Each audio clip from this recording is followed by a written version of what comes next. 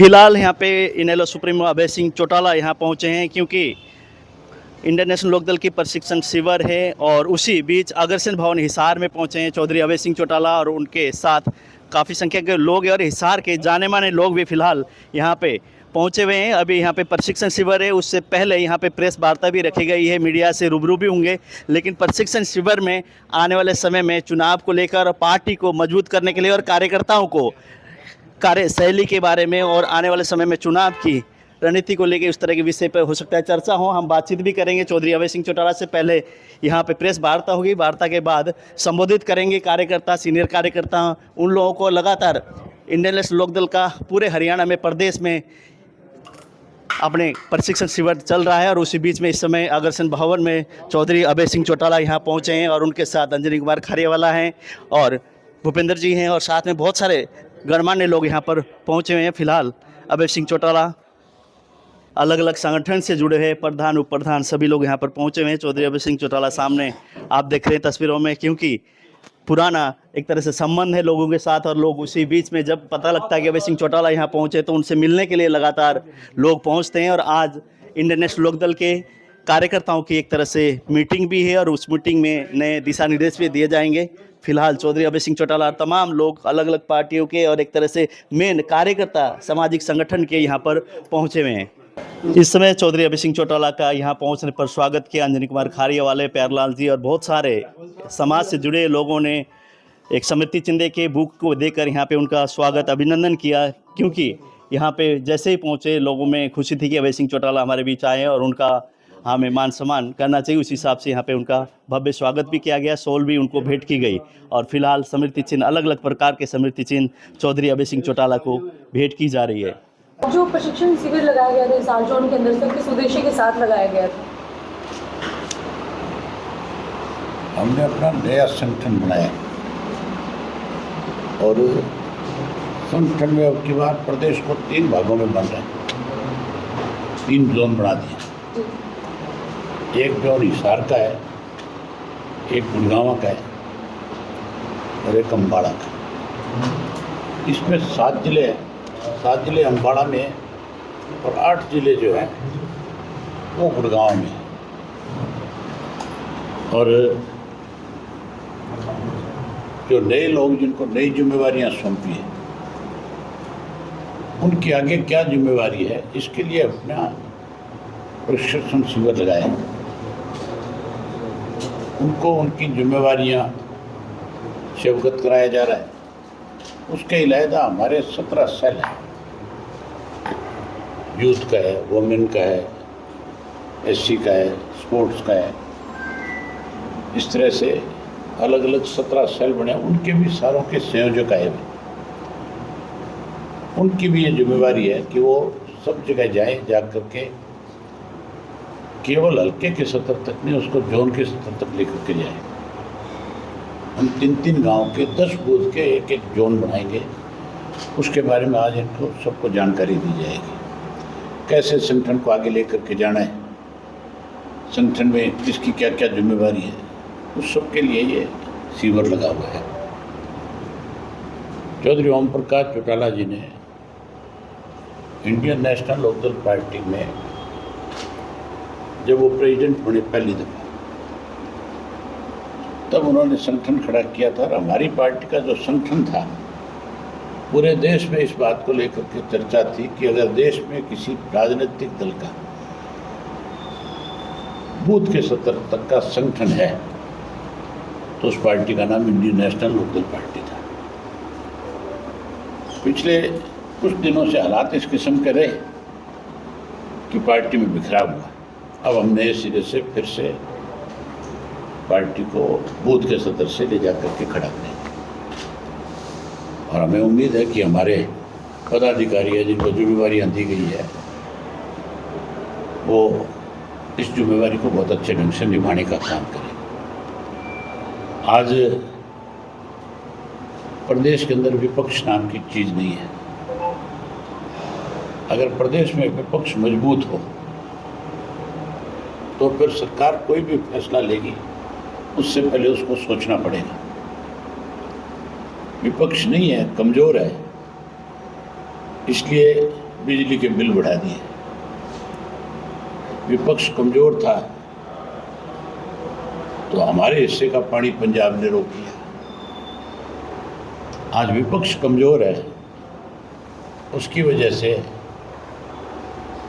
गरीब आदमी को जो सरसों का तेल 40 रुपये में 2 लीटर मिला करता था, उसके दाम बढ़ा दिए, 100 रुपये कर दिए। जो अपने आप को विपक्ष में मजबूत आधार की पार्टी मानते हैं, कांग्रेस, वो तो चुप है। कांग्रेस की तरफ से किसी का कोई एक भी लीडर का बयान नहीं आया। कांग्रेस ने ये नहीं कहा कि हम सरकार को या तो ये बड़े रेट वापस लें, नहीं लेंगे तो हम सड़कों पे आएंगे, मजबूर करेंगे, लड़ाई लड़ेंगे। हरियाणा प्रदेश चौधरी देवीलाल का लगाया हुआ पौधा है। हमारी एक अकेली पार्टी है जो जब भी सरकार को इस किस्म के निर्णय लेती है तो उस लड़ाई को लड़ने का काम करती है, जनता के साथ न्याय करवाती है। पानी के मुद्दे पे हम लड़े और हमने बाकायदा तौर पे पंजाब की सरकार को अल्टीमेटम दिया था कि 25 तारीख तक या तो पानी दो, नहीं दोगे तो हम रास्ते बंद कर देंगे। नतीजा ये हुआ कि 23 को पानी छोड़ दिया। अब हमने बिजली के मामले में फिर पंचकूला में जा कर के चीफ मिनिस्टर के नाम मेमोरेंडम दिया है। सरकार उसके ऊपर विचार कर रही है। अगर नहीं जल्दी फैसला लेगी सरकार वापसी का, तो फिर हम उसके लिए भी हमें तो सड़कों पर उतरना पड़ेगा, तो लोगों की लड़ाई लड़ेंगे। गरीब आदमी के साथ कहाँ तो बीपीएल के नाम पे गरीब की मदद करने की बात की जा रही है, कहाँ बीपीएल के नाम पे लूटा जा रहा है। ये सारा का सारा तब है जब विपक्ष कमजोर है, विपक्ष सत्ता पक्ष के हाथों में खेल रहा है। हुड्डा पूर्ण रूप से भाजपा के एजेंट के रूप में काम करते हैं। आज उसी का नतीजा है कि आम आदमी परेशान है, खाद नहीं है, बीज नहीं है, डीजल की दिक्कत है। ये सारी चीज़ें तब होती है जब मजबूत विपक्ष ना हो। इसलिए हम अपने साथियों को कह रहे हैं कि पहले संगठन मजबूत करो। जब संगठन हमारा मजबूत होगा तो फिर सरकार की हिम्मत नहीं पड़ेगी, चाहे हमारे सदस्य कम है विधानसभा के, लेकिन संगठन अगर हमारा सही होगा तो फिर हम सरकार को इस तरह के निर्णय नहीं लेने देंगे। फिर हम लोगों की लड़ाई लड़ेंगे, सरकार को मजबूत करेंगे। सर बीजेपी को पदयात्रा आपने की, पदयात्रा के समय बहुत सारे पार्टी छोड़कर गए थे, वो पार्टी में शामिल हुए। क्या लगता है कि अब जो आपने एक तरह से नई दिशा देने की कोशिश की, लगता है जो कार्यकर्ता छोड़कर गए थे एक बार फिर से जो बच गए थे वो वापस आएंगे? बहुत सारे लोग पार्टी ज्वाइन कर रहे हैं और मुझे उम्मीद है कि 25 सितंबर को चौधरी साहब का जब जन्मदिन होगा उस दिन बहुत बड़ी संख्या में लोग पार्टी में शामिल होंगे। आप ये मान के चलो कि जो लोग हमें छोड़ करके गए थे उनको बहकाया गया था, उनमें गलतफहमियां पैदा की गई थी। जो उनको ले करके गए थे आज वो लोग हाशिए पे हैं। जो ये क्या करते थे कि हमारा 17% वोट है, आज माइनस पे खड़े हैं। जो कहते थे हमने अपने बलबूते पे 10 MLA बनाए हैं, आज एक की भी जमानत नहीं बची हुई, सबकी जमानत जब्त हो गई थी। कई तो हजारों से भी कम रह गए थे बेचारे। उनका राजनीतिक भविष्य खत्म है। अब लोगों का भरोसा केवल और केवल, क्योंकि कांग्रेस आज आम आदमी नहीं, कोई भी 4 आदमी कहीं बैठे आपस में राजनीतिक चर्चा करते हैं तो पूर्ण रूप से एक ही बात करते हैं कि भाजपा को हम सत्ता से बाहर देखना चाहते थे। इस भाजपा को सत्ता में ले आने वाला कोई और नहीं, भूपेंद्र सिंह हुड्डा है, उसका लड़का है। उसने टिकटों का गलत वितरण किया और एक हल्के में 20-20 कैंडिडेट बना दिए। जब किसी एक को टिकट मिलेगी तो 19 खिलाफ हो जाएंगे, एक नहीं हो जाएंगे। उसी का नतीजा है कि डिसिप्लिन नहीं था संगठन में और उसकी वजह से कांग्रेस हाशिए पे आ गई। आज कांग्रेस भी हाशिए पे है। कांग्रेस ही खुद कहते हैं कि हुड्डा के छोरे ने हरियाणा का नाश कर दिया। अब सबकी निगाह इंडियन नेशनल लोकदल पार्टी पे है। बहुत लोग जुड़ेंगे और केवल जुड़ेंगे नहीं, मैं विश्वास के साथ कह सकता हूं कि हम अपने संगठन के बलबूते पे भाजपा को सत्ता से बाहर करेंगे। सर, कांग्रेस पार्टी भी अब संगठन का विस्तार कर रही है। पिछले 11 साल से हुड्डा और शैलजा की गुटबाजी आपस में, क्या लगता है कि ये जिला अध्यक्षों की नियुक्ति कर पाएंगे ऐसे गुटबाजी? राहुल गांधी डेडलाइन दे के आया था 30 तारीख की, चंडीगढ़ में जाके प्रेस कॉन्फ्रेंस करके आया था और पूरे मीडिया में ये बात आई थी कि अब तो संगठन बढ़ेगा। आज 5 तारीख होगी, अब तक तो नहीं बढ़ पाया। आप ये देखो, पार्टी के राष्ट्रीय नेतृत्व को जिले के प्रधान बनाने के लिए दखल करना पड़ता है और वो बना नहीं पाते, तो दिवाला पिट गया कि नहीं पिट गया उस राजनीतिक नेता नहीं बना सके। आज तक विपक्ष का नेता नहीं बना सके। ये कमजोरी है, कमी है। राहुल गांधी ने खुद ये कहा मीटिंग में कि कुछ लोग ऐसे मेरी पार्टी में हैं जो कहीं ना कहीं सत्ता पक्ष के हाथों में खेलते हैं। जब आप ये बात मीटिंग में कह रहे तो आप उनको निकालते क्यों नहीं? इसका मतलब आप भी कमजोर हो, उनके आगे मजबूर हो कहीं ना कहीं। हमारी पार्टी का कोई भी लीडर, चाहे वो कोई भी है, अगर वो कल को जाकर के भाजपा से हाथ मिलाए, अंदर खाने में मदद करे, तो हम तो 1 मिनट नहीं लगाएंगे।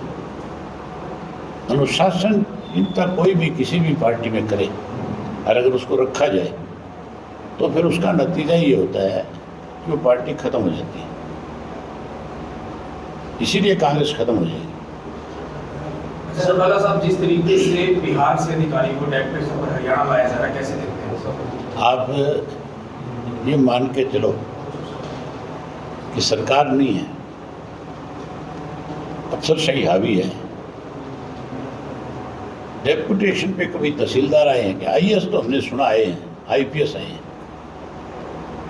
सेंटर से भी लाए जाते हैं, दूसरी स्टेटों से भी लाए जाते हैं, लेकिन ये पहली दफ़ा है कि नायब तहसीलदार जैसी छोटी पोस्ट का व्यक्ति भी डेपुटेशन पे आएगा। तो इसका मतलब हरियाणा के जो अधिकारी हैं वो क्या करेंगे? आपको उन पर क्यों नहीं भरोसा? आपको अपने अधिकारियों पे भरोसा होना चाहिए। अगर कोई कर्मचारी सही ढंग से काम नहीं करता उसके खिलाफ सख्त एक्शन है। सर, जैसे लोगों से बात होती है अभय सिंह के बारे में, कहते हैं बातों की धनी हैं, जो बोल देते हैं करते हैं, और सारी चीज लोग मानते भी नहीं। आप बताओ। हाँ, ऐसी कमी है कि जो नहीं, पहले आप बताओ, आप मानते हो नहीं मानते हो? जो लोग कहते हैं, लोग नहीं, आप मानते हो नहीं मानते इस बात को? बातों के तो धनी आप, तो फिर लोग जो कहते फिर तो सवाल ही खत्म हो गया। कमी कहाँ लगती है जो कि नहीं, फिर तो सवाल ही खत्म हो गया जब आप नहीं मानते हो। सर, आपने कानून व्यवस्था को लेकर एक बयान दिया था कि मुझे 1 दिन का सीएम अगर बना दिया जाए तो हरियाणा में सारे बदमाश मैं खत्म कर दूंगा। तो क्या बदमाश के साथ जो बदमाशों को संरक्षण देने वाले हैं वो भी भाग जाएंगे, वो भी नहीं बचेंगे। आपके इस बात पर बहुत सारे लोगों का बयान भी लगातार सामने आ रहा है। फिल्मी डायलॉग बताया गया आपके इस बयान को। चलो, वो कुछ मेरे ज़्यादा हमदर्द हैं।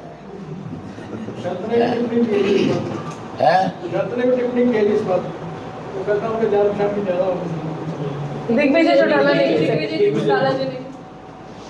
चलो, सरकार के अंदर जान पहचान ज्यादा होगी इसलिए मैंने बताया कुछ लोग हाशिए पे आए हुए, वो क्लाउड में कुछ भी बोल सकते हैं।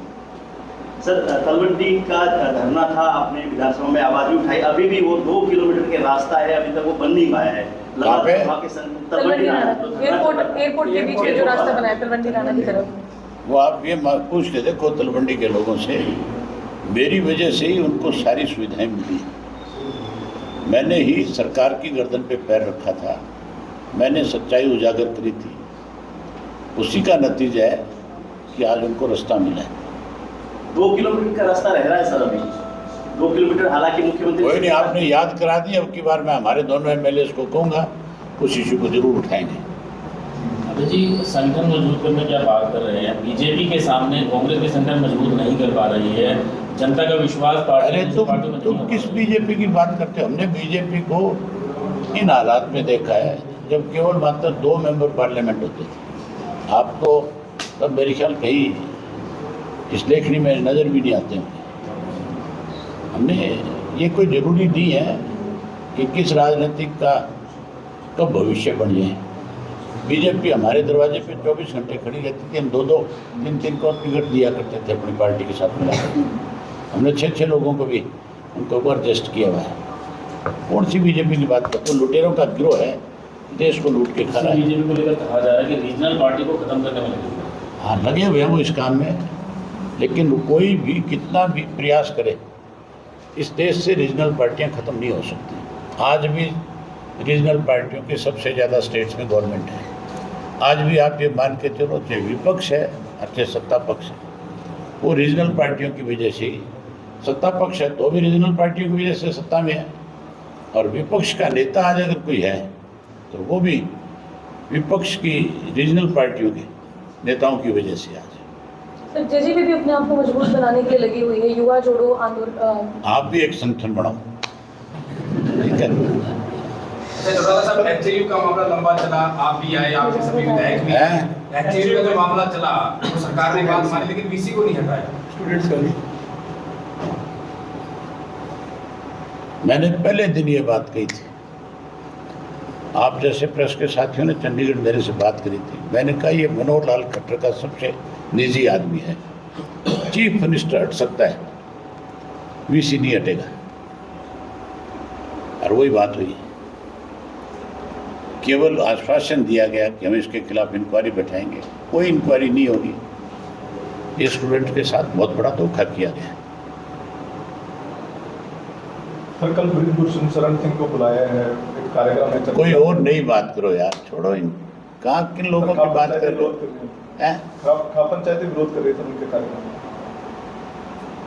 अब कौन किसका विरोध करे, इन चीज़ों का मेरे से क्या संबंध है? कोई मेरी राजनीतिक पार्टी की बात करो, कोई प्रदेश की राजनीतिक चर्चाएं करो, महंगाई की करो, भ्रष्टाचार की करो, कानून व्यवस्था की करो। सर संगठन को लेकर हरियाणा प्रदेश है, कौन आ रहा है कौन जा रहा है, दुनिया आई जाएगी, किसका किससे क्या वास्ता है? संगठन को लेकर आप आगे किस तरह की तैयारियां करने वाले हैं, उसको लेकर के क्या प्रारूप आपने तैयार किया? मैंने आपको बताया कि हम बूथ के स्तर पे संगठन को खड़ा करेंगे, और एक बूथ के ऊपर हमारे 17 स्थानों के 17 प्रतिनिधि होंगे। उसके अलावा जनरल के अलग से होंगे और 17 होंगे। जो जनता आप लोगों को बहुत चाहती है, उनके लिए कुछ संदेश देना चाहेंगे सर इस वक्त लगे? मेरा एक ही संदेश है प्रदेश के लोगों को। मैं अपनी एक नई ऐप बनाने जा रहा हूँ,